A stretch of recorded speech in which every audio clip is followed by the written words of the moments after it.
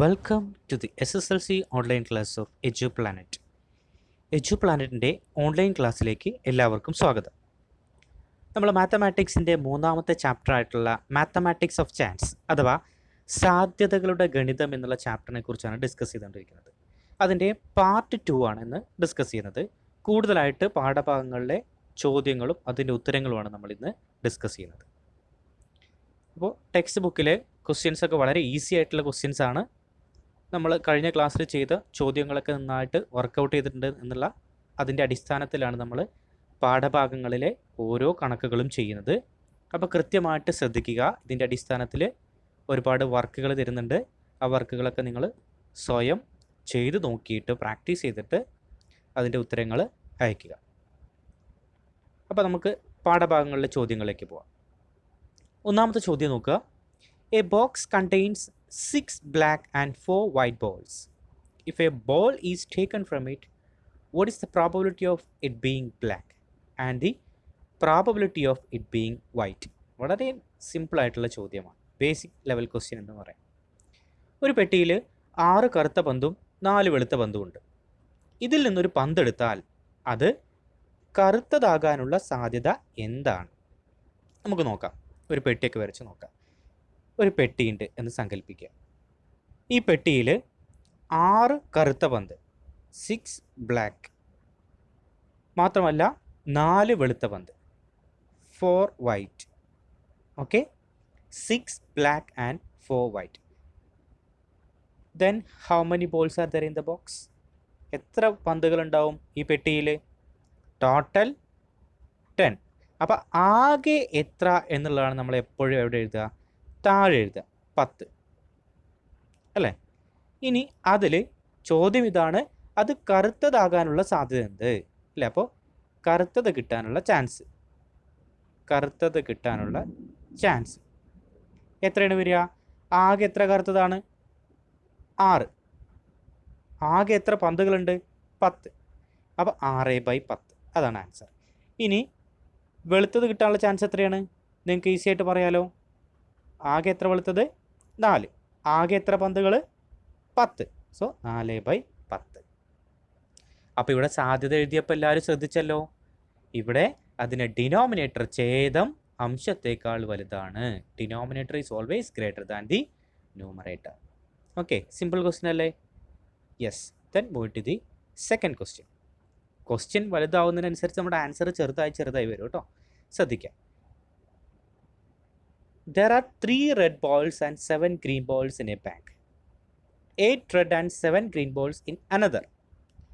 What is the probability of getting a red ball from the first bag? From the second bag? If all balls are put in a single bag, then what is the probability of getting a red ball from it? അല്ലേ, ഒരു സഞ്ചിയിൽ 3 ചുവന്ന പന്തും 7 പച്ചപ്പന്തുമുണ്ട്. മറ്റൊരു സഞ്ചിയിൽ 8 ചുവന്ന പന്തും 7 പച്ചപ്പന്തും. ആദ്യത്തെ സഞ്ചിയിൽ നിന്നൊരു പന്തെടുത്താൽ അത് ചുവന്നതാകാനുള്ള സാധ്യത എന്താണ്? രണ്ടാമത്തെ സഞ്ചിയിൽ നിന്നെടുത്താലോ? 2 സഞ്ചിയിലെയും പന്തുകൾ ഒരു സഞ്ചിയിലാക്കി അതിൽ നിന്നൊരു പന്തെടുത്താൽ അത് ചുവന്നതാകാനുള്ള സാധ്യത എന്താണ്? അല്ലേ? അപ്പോൾ നമുക്ക് ക്വസ്റ്റ്യൻ ഒന്ന് ഡീറ്റെയിൽ ആയിട്ട് നോക്കാം അല്ലേ? വളരെ ഈസിയാണ്. നമുക്ക് ആദ്യത്തെ ഒരു സഞ്ചി അല്ലെങ്കിൽ ഒരു പെട്ടി, അതിലെന്താണ്? ആദ്യത്തെ സഞ്ചിയിൽ എത്രയാണ്? 3 ചുവന്നത്, 3 റെഡ് ബോൾ ആൻഡ് രണ്ടാമത്തെ പന്ത് ഏതാണ്? 7 പച്ചപ്പന്ത്, 7 ഗ്രീൻ. അപ്പോൾ ടോട്ടൽ എത്ര വരിക? 10. ഇനി മറ്റൊരു സഞ്ചിയിൽ, അപ്പോൾ നമ്മൾ രണ്ടാമത്തെ സഞ്ചി വരച്ചു. മറ്റൊരു സഞ്ചിയിൽ 8 ചുവന്നത്, അപ്പോൾ 8 റെഡ്. ഇനി എത്ര പച്ചയാണ്? 7 പച്ച, 7 ഗ്രീൻ. ടോട്ടൽ എത്ര വരിക? 15. ടോട്ടൽ 15. അങ്ങനെയാണ് എങ്കിൽ ചോദ്യം ചോദിക്കുന്നു. എളുപ്പത്തിൽ നിങ്ങളെല്ലാവരും ആൻസർ പറയും. ആദ്യത്തെ സഞ്ചിയിൽ നിന്നൊരു പന്തെടുത്താൽ അത് ചുവന്നതാകാനുള്ള സാധ്യത എത്രയാണ്? എല്ലാവരും പറഞ്ഞേ. പ്രോബബിലിറ്റി ഓഫ് റെഡ് കിട്ടാനുള്ള ചാൻസ് എത്ര വരിക? ടോട്ടൽ ആദ്യത്തെ സഞ്ചിയിൽ 10 എണ്ണം ഉണ്ട്. അതിൽ എത്ര റെഡ് ഉണ്ട്? 3. 3/10.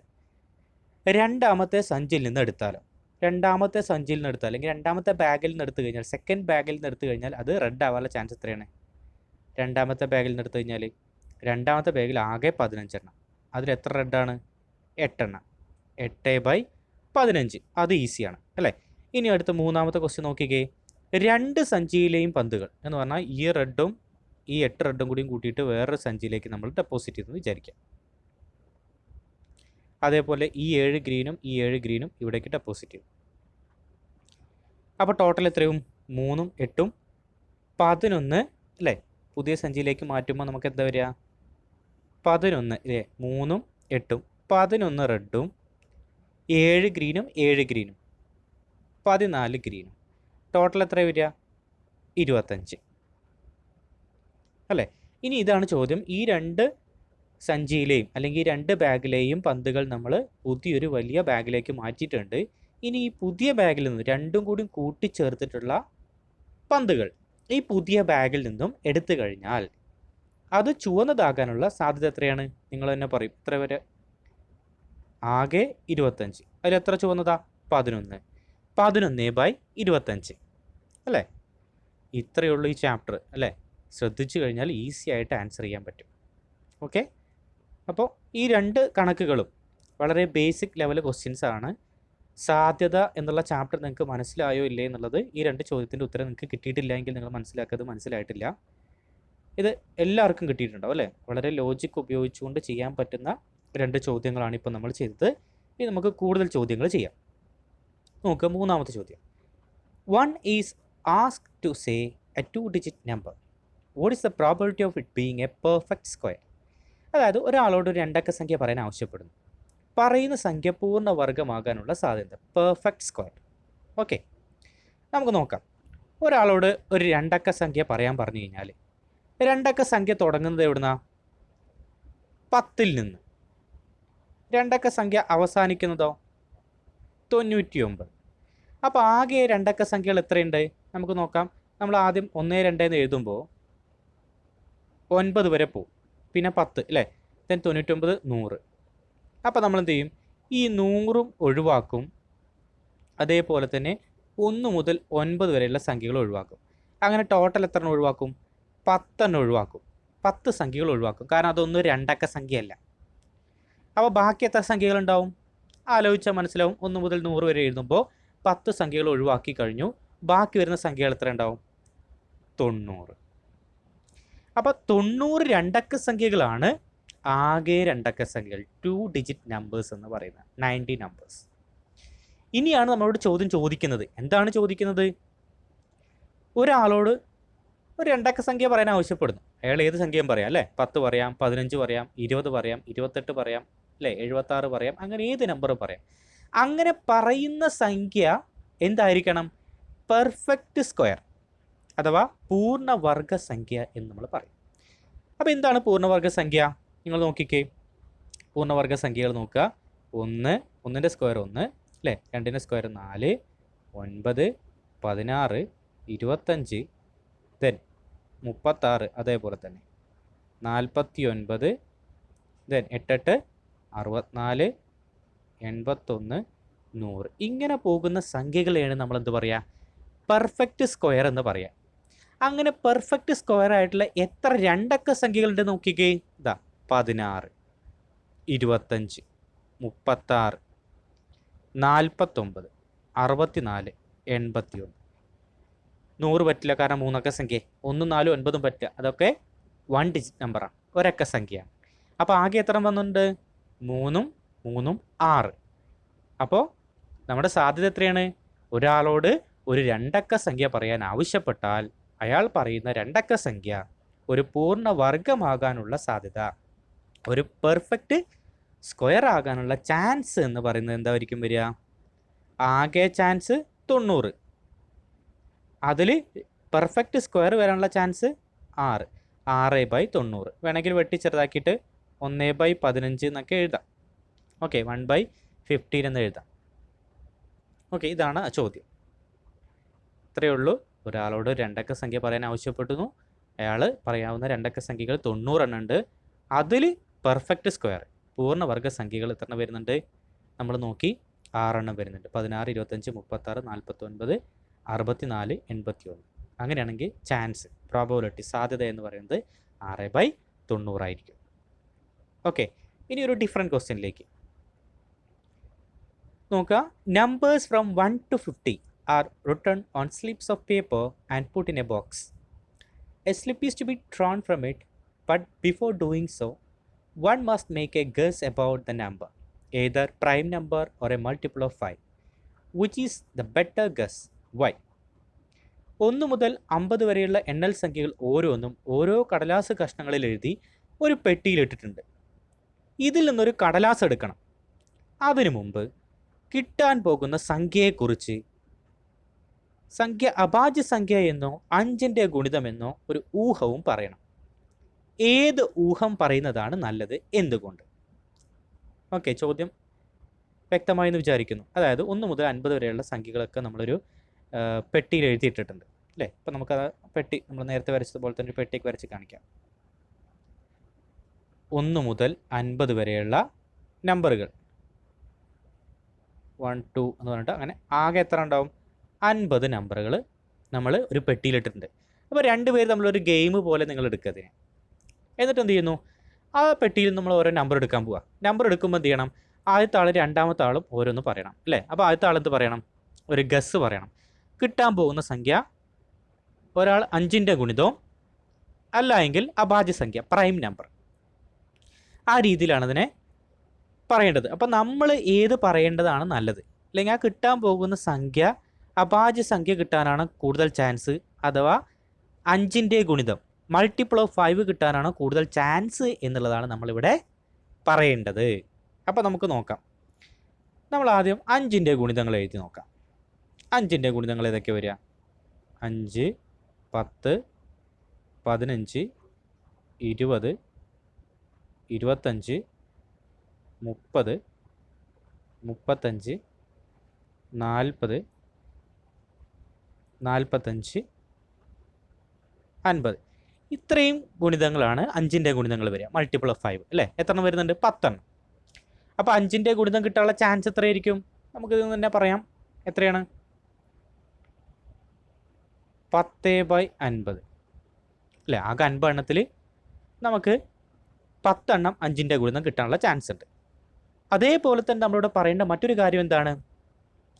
അത് അഭാജ്യ സംഖ്യ, പ്രൈം നമ്പർ ആകാനുള്ള ചാൻസ് എന്താണ്? നമുക്ക് പ്രൈം നമ്പർ എന്താണെന്നുള്ളതൊക്കെ നമ്മൾ കഴിഞ്ഞ ക്ലാസ്സിൽ വളരെ വിശദമായിട്ട് പഠിച്ചതാണ്. ഇനി അറിയാത്ത ആളുകൾ പാർട്ട് 1 നോക്കുക. അതിനകത്ത് കൃത്യമായിട്ട് എന്താണ് അഭാജ്യ സംഖ്യ എന്ന് പറഞ്ഞിട്ടുണ്ട് അല്ലേ. ഒരു സംഖ്യയെ ആ സംഖ്യ കൊണ്ടും ഒന്നുകൊണ്ടും മാത്രം ഹരിക്കാമെങ്കിൽ അത്തരം സംഖ്യകളെ നമ്മൾ അഭാജ്യ സംഖ്യകൾ എന്ന് പറയുന്നു. ഏറ്റവും ചെറിയ അഭാജ്യ സംഖ്യ, പ്രൈം നമ്പർ എന്ന് പറയുന്നത് 2 ആണ്. Okay, so the smallest prime number is 2. അപ്പോൾ 2, 3 നോക്കുക. അഭാജ്യ സംഖ്യ എഴുതുമ്പോൾ 5, 7, അടുത്തത് 11, 13, 15 അഭാജ്യ സംഖ്യ അല്ല അല്ലേ. അടുത്ത് 17, 19, 21 അഭാജ്യ സംഖ്യയാണോ? അല്ല. 23, അടുത്ത് 25 അഭാജ്യ സംഖ്യ അല്ല. 27 അഭാജ്യ സംഖ്യ അല്ല. 3, 9, 27 ആണ് അല്ലേ. 29, അടുത്തത് 30, 31, 33 അഭാജ്യ സംഖ്യ അല്ല. കാരണം 11 × 3 33 ആണ്. ദെൻ 35 അല്ല. 37, 39 അഭാജ്യ സംഖ്യ അല്ല. കാരണം 13 × 3 39 ആണ്. അത് കഴിഞ്ഞാൽ 41, 43, 45 അഭാജ്യ സംഖ്യ അല്ല. 47 അഭാജ്യ സംഖ്യയാണ്. 49, 7, 49. അപ്പോൾ ഇത്രയും അഭാജ്യ സംഖ്യകളാണ് നമുക്ക് ഉണ്ടാവുക. അപ്പോൾ ഇന്ന് എണ്ണി നോക്കാം അല്ലേ. 1, 2, 3, 4, 5, 6, 7, 8, 9, 10, 11, 12, 13, 14, 15. അപ്പോൾ അഭാജ്യ സംഖ്യ കിട്ടാനുള്ള ചാൻസ് എത്രയാണ്? 15/50 ആണ്.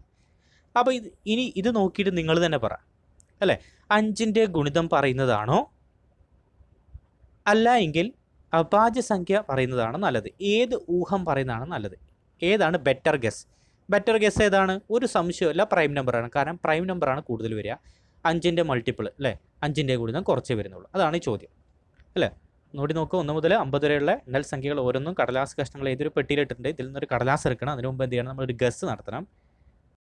Guess about the number. എന്താണ്? Either prime number or multiple of 5. 5ൻ്റെ അല്ലേ, 5ൻ്റെ അഭാജ്യ സംഖ്യ എന്നോ 5ൻ്റെ ഗുണിതമെന്നോ. ഇതിൽ ഏത് ഊഹം പറയുന്നതാണ് നല്ലത്? എന്തുകൊണ്ട് ഏത് ഊഹം പറയുന്നത് നല്ലത്? നമുക്കറിയാം അഭാജ്യ സംഖ്യ പറയുന്നതാണ് പ്രൈം നമ്പർ പറയുന്നത്. എന്തുകൊണ്ടാണ്? അതിന് കൂടുതൽ ചാൻസ് ഉണ്ട്, more probability. Okay. Then 5th question. A bag contains 3 red beads and 7 green beads. Another contains 1 red and 1 green more.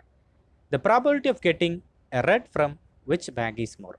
ഒരു സഞ്ചിയിൽ 3 ചുവന്ന മുത്തുകളും 7 പച്ച മുത്തുകളും ഉണ്ട്. നമുക്കത് നേരത്തെ വരച്ചതുപോലെ തന്നെ ഒരു പെട്ടിയിലൊക്കെ വരയ്ക്കാം.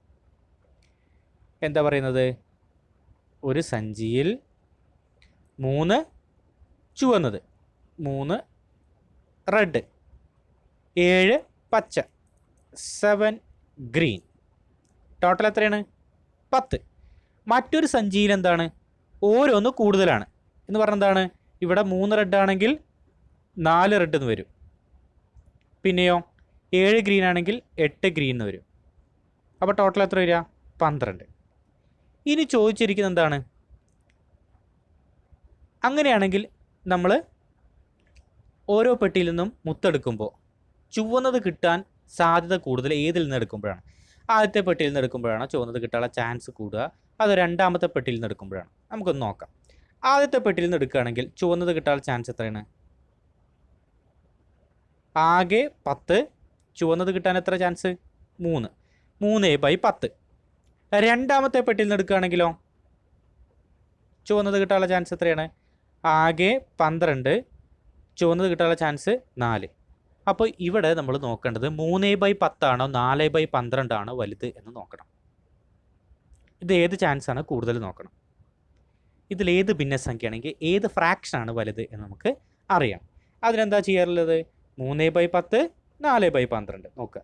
3/10, 4/12. നിങ്ങൾ 9ാം ക്ലാസ്സിൽ രണ്ടാമത്തെ ചാപ്റ്റർ ഫ്രാക്ഷൻസ് പഠിച്ചതാണ്, ഭിന്നസംഖ്യകൾ പഠിച്ചതാണ്.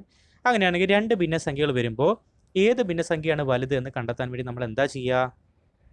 നമ്മൾ ചെയ്യുന്ന ഒരു മെത്തേഡ് ഉണ്ട്, നോക്കുക. ഇങ്ങനെ ചെയ്യുക. 12 ഗുണിക്കണം 3 ചെയ്യുക. എത്ര കിട്ടുക? 36. 10 ഗുണിക്കണം 40, 4 ചെയ്യുക. എത്ര കിട്ടുക? 40. ഇതിലേതാ വലുത്? 36 ആണോ 40 ആണോ വലുത്? 40. 40 ആണ് വലുതെങ്കിൽ രണ്ടാമത്തെ സംഖ്യ ഭിന്നസംഖ്യയാണ് വലുത്. ഓക്കെ, ഇതാണ് മെത്തേഡ്. എന്താ ചെയ്യുക? 2 ഭിന്നസംഖ്യകളും 2 സൈഡിലായിട്ട് എഴുതുക. അതിൻ്റെ ഒന്നിൻ്റെ ഡിനോമിനേറ്ററും മറ്റേ ന്യൂമറേറ്ററും തമ്മിൽ ഗുണിക്കുക. ഏതാണ് വലുത്? ഈ ആദ്യത്തെയാണ് വലുതെങ്കിൽ ആദ്യത്തെ ഭിന്നസംഖ്യ, രണ്ടാമത്തെയാണ് വലുതെങ്കിൽ രണ്ടാമത്തെ ഭിന്നസംഖ്യ. ഇവിടെ രണ്ടാമത്തെ ഭിന്നസംഖ്യയാണ് വലുത്, അതുകൊണ്ട് 4/12 ആണ് വലുത്. അപ്പോൾ നമുക്ക് എന്ത് ചെയ്യാം? ആൻസർ എന്ത് ചെയ്താം? ഏത് അല്ലേ കൂടുതൽ ഏത് സഞ്ചിയിൽ നിന്ന് എടുക്കുന്നതാണ്?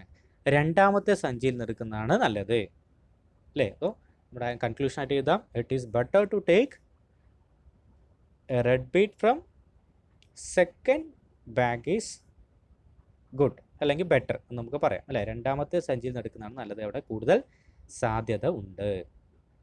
ഓക്കെ, അപ്പോൾ അതാണ് ഈ ഒരു സെക്ഷനിൽ നമുക്ക് പറയാനുള്ളത്. ഓക്കെ, ബേസിക് പ്രോബബിലിറ്റി, വളരെ ബേസിക് ആയിട്ടുള്ള ക്വസ്റ്റ്യൻസാണ് നമ്മൾ ചെയ്തത്. നമ്മൾ ചെറിയതായിട്ടൊരു ഡീവിയേഷൻ വരികയാണ്. നമ്മളിനി ജോമെട്രിക് പ്രോബബിലിറ്റിയിലേക്ക് പോവുകയാണ്. എന്താണ് ജോമെട്രിക് പ്രോബബിലിറ്റി? ഓരോ ചിത്രങ്ങളൊക്കെ തന്നിട്ട് ആ ചിത്രങ്ങളുമായി ബന്ധപ്പെട്ട ചോദ്യങ്ങൾ വരും. പരീക്ഷയ്ക്ക് ഈ ഏരിയയിൽ നിന്ന് കൂടുതൽ ചോദ്യങ്ങൾ വരാറുണ്ട്. നമ്മൾ ഈ ഏരിയയിൽ കൂടുതൽ പ്രാക്ടീസുകൾ നടത്തണം. അപ്പോൾ ഇതുവരെ ഞാൻ പറഞ്ഞത് എന്താണ്? ഈ ചാപ്റ്ററിനകത്ത് ഇക്വേഷൻസും കാര്യങ്ങളൊന്നും പഠിക്കാനില്ല, വളരെ ഈസി ആയിട്ട് ചെയ്യാൻ പറ്റുന്നുള്ളത് തന്നെയാണ്. പക്ഷേ ഈ ഒരു ജോമെട്രിക് പ്രോബബിലിറ്റി വരുമ്പോൾ ചില ചെറിയ ഇക്വേഷൻസ് ഒക്കെ വരുതൊന്നുമില്ല. എന്താണ്? സ്ക്വയറിൻ്റെ ഏരിയ, സമചതുരത്തിൻ്റെ പരപ്പളവ്, അല്ലെങ്കിൽ വൃത്തത്തിൻ്റെ പരപ്പളവ്, ഏരിയ ഓഫ് സർക്കിൾ, ഇങ്ങനെയുള്ള ചെറിയ ചെറിയ ഇക്വേഷൻസ്. ഇതൊക്കെ നിങ്ങൾ 4ാം ക്ലാസ്സിൽ 5ാം ക്ലാസ്സിലൊക്കെ പഠിച്ച കാര്യം തന്നെ. അത് ചെറുതായിട്ടൊന്ന് ഇവിടെ അപ്ലൈ ചെയ്യേണ്ടി വരുന്നു എന്ന് മാത്രമേ ഉള്ളൂ. അപ്പോൾ നമുക്ക് അതിലേക്ക് കടക്കാം. അപ്പോൾ നമുക്ക് ചോദ്യത്തിലേക്ക് പോകും അല്ലേ. എന്താണ് ജോമെട്രിക് പ്രോബബിലിറ്റി? 1-2 ക്വസ്റ്റ്യൻസ് ചെയ്യുമ്പോൾ നിങ്ങൾക്ക് മനസ്സിലാവും. ഒന്നാമത്തെ ചോദ്യം നോക്കുക. ഇവിടെ ഒരു ചിത്രം തന്നിട്ടുണ്ട്. നിങ്ങൾ സിമ്പിളായിട്ട് ചിത്രം തന്നിട്ടുണ്ട്. അത് ഒരു സ്ക്വയറാണ്. അതിനകത്ത് ഒരു ചെറിയ പച്ച കളറുള്ള സമചതുരം സ്ക്വയർ തന്നിട്ടുണ്ട്. ഇനി ചോദ്യം ഇതാണ്, നമ്മൾ കണ്ണടച്ചിട്ട് ഒരു കുത്തിട്ട് കഴിഞ്ഞാൽ, കണ്ണടച്ചിട്ട് നമ്മൾ പേന കൊണ്ടൊരു കുത്തിടുകയാണ് വിചാരിക്കുക, ഒരു ഡോട്ട് പ്ലോട്ട് ചെയ്യാം. അങ്ങനെയാണെങ്കിൽ അത് ഈ ഒരു പച്ച സമചതുരത്തിനകത്ത് വരാനുള്ള ചാൻസ് എന്താണ്, അതിന് പുറത്ത് വരാനുള്ള ചാൻസ് എന്താണ്, അതാണ് ചോദ്യം. ഓക്കെ, നോക്കുക, മലയാളം മീഡിയം ചോദ്യം കൂടി നോക്കുക. ഈ ചിത്രത്തിൽ കണ്ണടച്ചൊരു കുത്തിടുന്നു, അങ്ങനെയാണെങ്കിൽ അത് ഈ പച്ച സമചതുരത്തിനകത്ത് വരാനുള്ള ചാൻസ് എന്താണ്, അതിന് പുറത്ത് വരാനുള്ള ചാൻസ് എന്താണ്.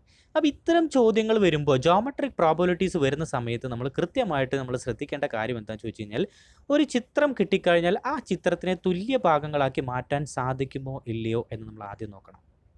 ഓക്കെ, അപ്പോൾ ഞാൻ ഈ ചിത്രത്തിനെ തുല്യ ഭാഗങ്ങളാക്കാൻ പോവുകയാണ്. എങ്ങനെയാണ് നോക്കിക്കേ, ഇവിടെ നമ്മൾ താഴേക്ക് വരയ്ക്കുന്നു, ഇവിടുന്ന് ഇവിടേക്ക് വരയ്ക്കുന്നു.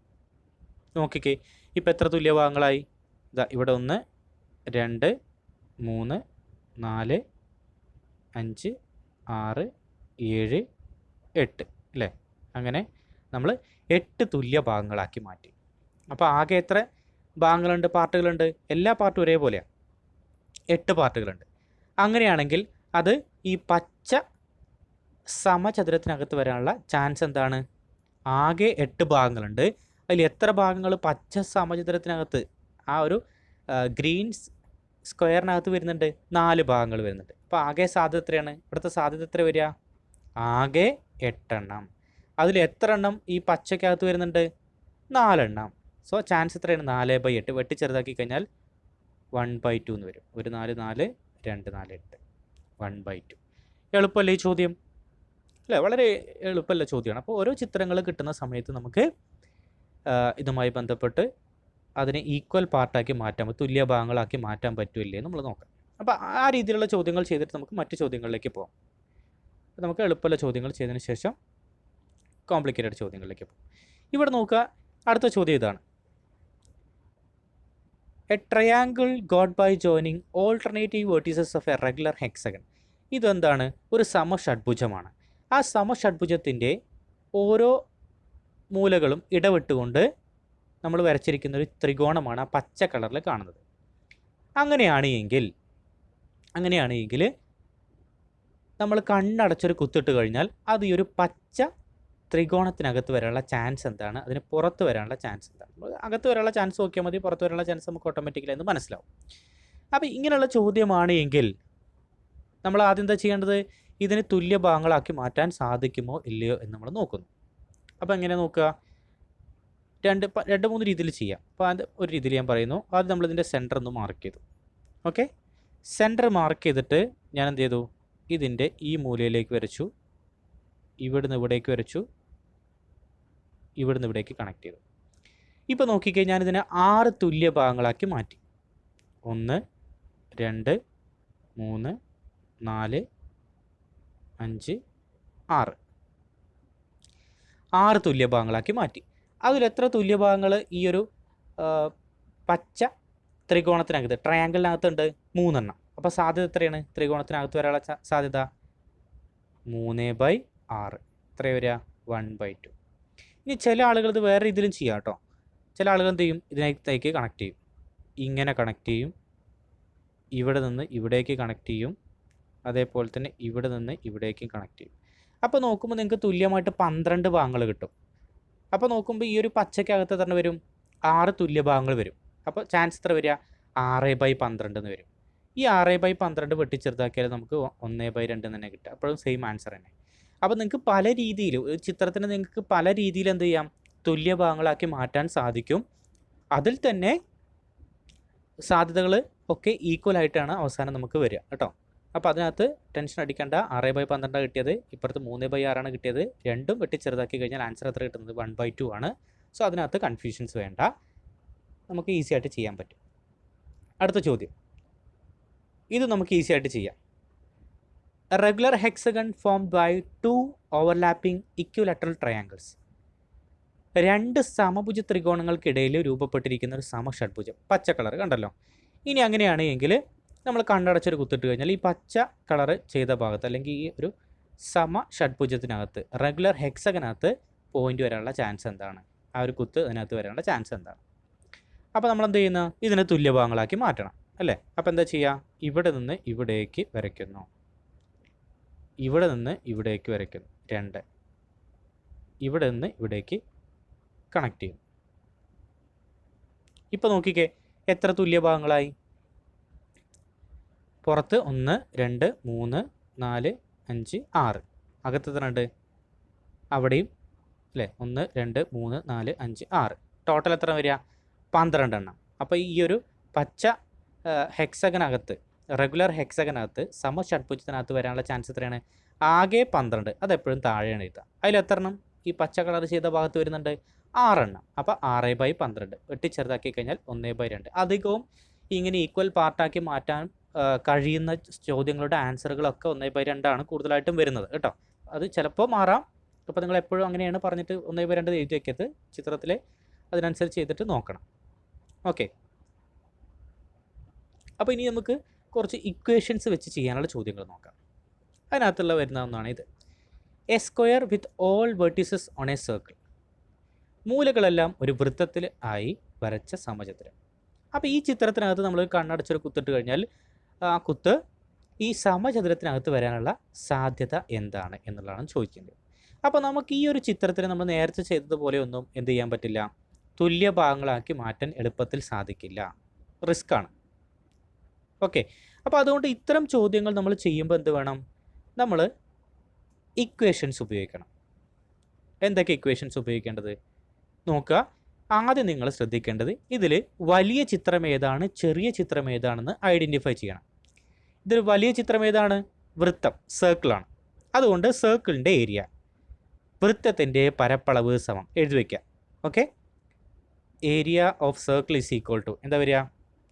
πr². πr². അതേപോലെ തന്നെ ഏരിയ ഓഫ് സ്ക്വയർ, സമചതുരത്തിൻ്റെ പരപ്പളവ് സമം എന്താ വരിക? a². പല ആളുകളും പറയും ഒരു വശം a ആണെങ്കിൽ a² വരും. അപ്പോൾ ഞാനിവിടെ ചെയ്യാൻ പോകുന്നൊരു കാര്യം ശ്രദ്ധിക്കുക. ഈ 2 മൂലകളും കണക്ട് ചെയ്യുന്നു. ഈ 2 മൂലകളും കണക്ട് ചെയ്യുന്നു. ഇതെന്താണ്? വൃത്തത്തിൻ്റെ വ്യാസമാണ്. വൃത്തത്തിൻ്റെ വ്യാസമാണ്. ഇവിടെ 2 സെൻറ്റിമീറ്റർ തന്നിട്ടുണ്ട്. ഇതൊരു സമചതുരമാണ്. സമചതുരത്തിൻ്റെ ഈ 2 വശങ്ങളും തുല്യമാണ് അല്ലേ? 2 വശങ്ങൾ തുല്യമാണ്. മാത്രമല്ല ഇവിടെ 90 ഡിഗ്രിയാണ് വരുന്നത്. അങ്ങനെയാണെങ്കിൽ ഇത് മട്ടത്രികോണമാണ്. അപ്പോൾ എന്തായിരിക്കും ഈ വശങ്ങൾ തമ്മിലുള്ള അംശബന്ധം എന്തായിരിക്കും? 1:1/√2. ഇത് നിങ്ങൾ 9ാം ക്ലാസ്സിൽ പഠിച്ചതാണ് അല്ലേ? വശങ്ങൾ 2 തുല്യമാണെങ്കിൽ മട്ടത്രികോണമാണെങ്കിൽ അതിൻ്റെ വശങ്ങൾ തമ്മിലുള്ള അംശബന്ധം എന്താണ്? 1:1/√2 ആയിരിക്കും. അപ്പോൾ ഈ വശത്തിൻ്റെ നീളം 2 ആണ് എങ്കിൽ ഈ വശത്തിൻ്റെ നീളം എന്തായിരിക്കും? 2 ആണ്, കാരണം സമചതുരമല്ലേ. അങ്ങനെയാണെങ്കിൽ അതിൻ്റെ വികരണത്തിൻ്റെ നീളം എന്തായിരിക്കും? 2 × √2 എന്നാണ് വരിക. ഓക്കെ, ഇനി അടുത്ത ചാപ്റ്ററുകളൊക്കെ നിങ്ങളിത് പഠിക്കും.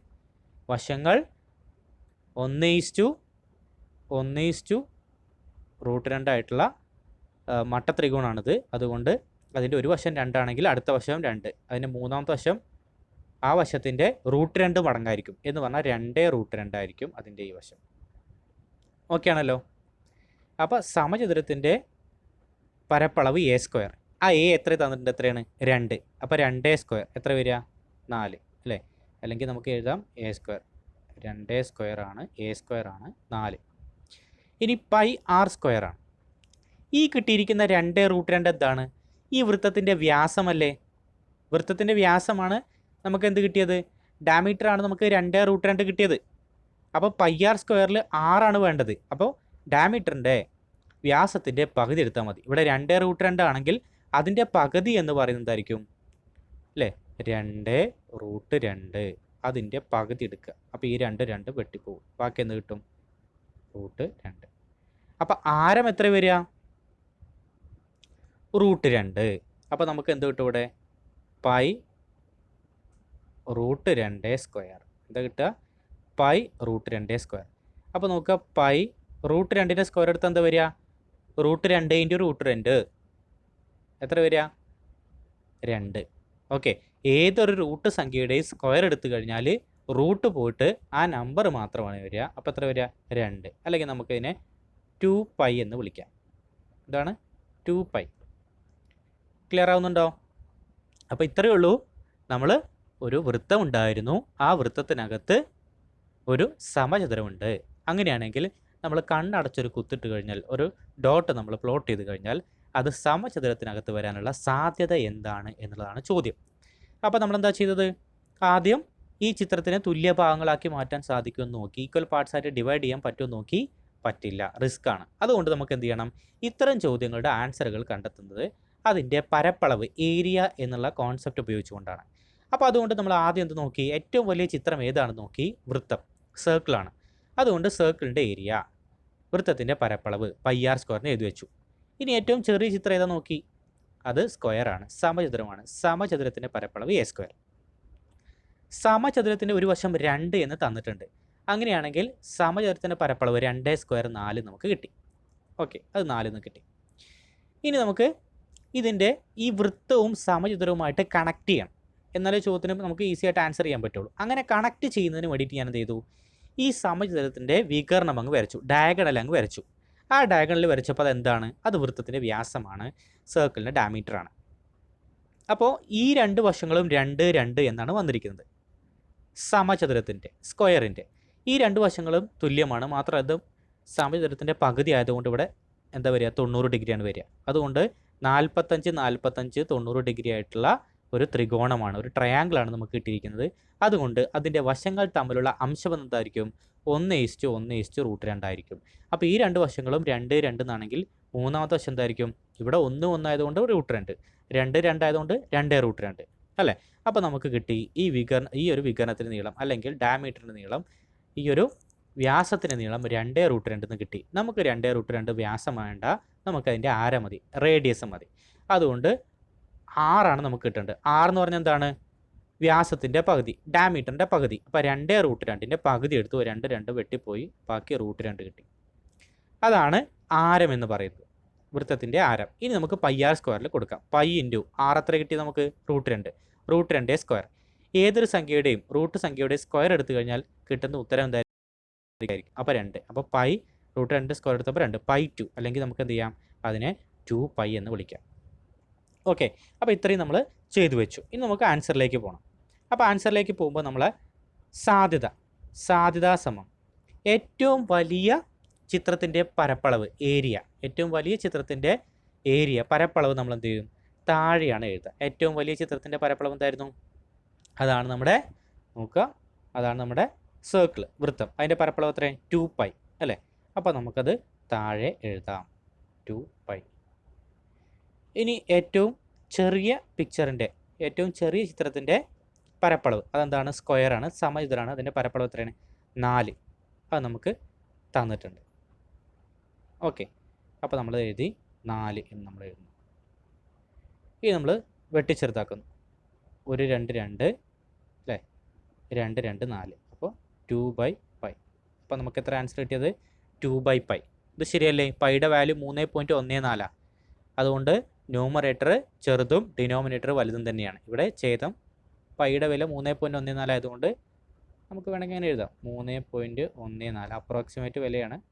അപ്പോൾ 2/3.14 ഇങ്ങനെ വേണമെങ്കിൽ എഴുതാം. ഓക്കെ, അപ്പോൾ ഇവിടെ കുറച്ച് ഇക്വേഷൻസ് നമ്മൾ ഉപയോഗിച്ചെന്നുള്ളൂ, ബാക്കിയെല്ലാം നമ്മുടെ നേരത്തെ പറഞ്ഞ പോലെ ലോജിക് ഉപയോഗിച്ചുകൊണ്ടാണ് ചെയ്യുന്നത്. ഇനി ഇതിന് നേരെ എക്സാക്റ്റ് ഓപ്പോസിറ്റ് ആയിട്ടൊരു കണക്ക്, അതാണ് ഇവിടെ പറയുന്നത്. എന്താണ്? നേരത്തെ നോക്കുക, സമചതുരം സ്ക്വയർ അകത്തും സർക്കിൾ പുറത്തുമായിരുന്നു. ഈ ചിത്രത്തിലോ അടുത്ത ക്വസ്റ്റ്യനകത്ത് എന്താ വരുന്നത്? സ്ക്വയർ പുറത്തും സർക്കിൾ അകത്തും. ഇവിടെയും നമുക്ക് ഈ ചിത്രത്തിനെ തുല്യ ഭാഗങ്ങളാക്കാൻ വളരെയധികം ബുദ്ധിമുട്ടുണ്ട്. അതുകൊണ്ട് നമുക്ക് നേരത്തെ പറഞ്ഞ പോലെ തന്നെ നമുക്ക് എളുപ്പത്തിൽ എഴുതാം. നേരത്തെ പറഞ്ഞ പോലെ വലിയ ചിത്രം നോക്കുക, അതിൻ്റെ പരപ്പളവ് a². രണ്ടാമത്തെ ചെറിയ ചിത്രം സർക്കിൾ അല്ലേ? ആ സർക്കിളിൻ്റെ പരപ്പളവ് πr². ഈ 2 സ്റ്റെപ്പ് നമ്മൾ എഴുതി വയ്ക്കുന്നു. ഇനി നോക്കുക, ഇവിടെ നേരത്തെ തന്നതുപോലെ 2 എന്നോ 4 എന്നോ അങ്ങനെ ഒന്നും തന്നിട്ടില്ല. അപ്പോൾ നമ്മൾ എന്ത് ചെയ്യുന്നു? ഇതിനെ തമ്മിൽ കണക്ട് ചെയ്യുന്നതിന് വേണ്ടിയിട്ട് ഞാൻ എന്ത് ചെയ്തു? ഒരു ലൈനിങ് വരച്ചു. ഇതെന്താണ്? നമ്മൾ നേരത്തെ പറഞ്ഞ പോലെ തന്നെ വൃത്തത്തിൻ്റെ, സർക്കിളിൻ്റെ ഡയമീറ്ററാണ്, വൃത്തത്തിൻ്റെ വ്യാസമാണ്, സർക്കിളിൻ്റെ ഡയമീറ്ററാണ്. അത് എന്തിനു തുല്യമാണ്? ഈ സ്ക്വയറിൻ്റെ, ഈ ഒരു സമചതുരത്തിൻ്റെ ഒരു വശത്തിന് തുല്യമാണ് അല്ലേ? അപ്പോൾ A = D. എ എന്ന് പറയുന്നത് ഡിക്ക് തുല്യമാണ്. ഒരു വശം എന്ന് പറയുന്നത് എന്തിനും ഈക്വലാണ്? ഈ ഒരു വൃത്തത്തിൻ്റെ വ്യാസത്തിന് ഈക്വലാണ്. അപ്പോൾ എ സ്ക്വയർ എന്ന് പറഞ്ഞാൽ എന്തിനർത്ഥമാണ്? എന്തിന് തുല്യമാണ്? ഡി സ്ക്വയറിന് തുല്യമാണ്. A square is equal to D square. ഇത് വളരെയധികം ഇമ്പോർട്ടൻ്റ് ആയിട്ടുള്ള ഒരു കാര്യമാണ്. A square is equal to D square. D ഇതൊക്കെ ഡി ആണ്, അതേസമയം ഇതൊക്കെ എയുമാണ്. ഇനി നമ്മൾ പൈ ആർ സ്ക്വയർ എന്നാണ് സർക്കിളിൻ്റെ ഇക്വേഷനിൽ എഴുതിയിട്ടുള്ളത്. വൃത്തത്തിൻ്റെ പരപ്പളവ് എന്താണ്? Pi r square. അതിന് പകരം നമുക്ക് എന്ത് എഴുതാം? പൈ ആറിന് പകരം, ആറ് നമുക്കറിയോ? ഇല്ല. ആറിന് പകരം നമുക്ക് എന്ത് ചെയ്യാം? D by two the whole square എന്ന് കൊടുക്കാം. എന്ത് കൊടുക്കാം? D by two the whole square എന്ന് കൊടുക്കാം. അപ്പോൾ നമുക്കത് ചെയ്യുമ്പോൾ എന്താ കിട്ടുക? പൈ അതുപോലെ കിട്ടും. ഡീൻ്റെ സ്ക്വയർ ചെയ്യുമ്പോൾ ഡി സ്ക്വയർ എന്ന് കിട്ടും. 2ൻ്റെ സ്ക്വയർ ചെയ്യുമ്പോൾ 4 എന്ന് കിട്ടും. ഓക്കെ, അപ്പോൾ നമുക്ക് എന്താണ് കിട്ടുക?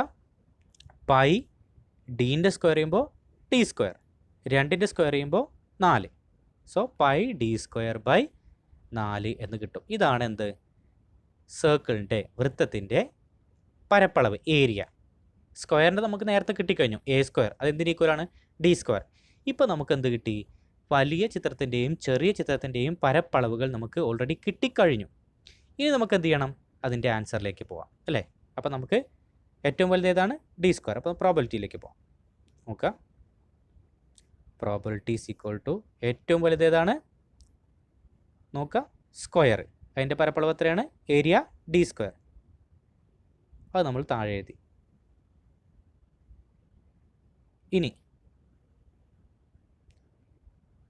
ചെറുത് ഏതാ വരുന്നത്? സർക്കിൾ, വൃത്തം. അതിൻ്റെ പരപ്പളവ് എത്രയാണ്? Pi D square by 4. അത് മുകളിൽ എഴുതുക. Pi D square by 4. ഇനി ഇത് വെട്ടി ചെറുതാക്കണം. അപ്പോൾ എങ്ങനെ ചെയ്യാം? ആദ്യത്തെ 2 ഭിന്നസംഖ്യകൾ ഹരിക്കാൻ വന്നു കഴിഞ്ഞാൽ എന്താ ചെയ്യുക?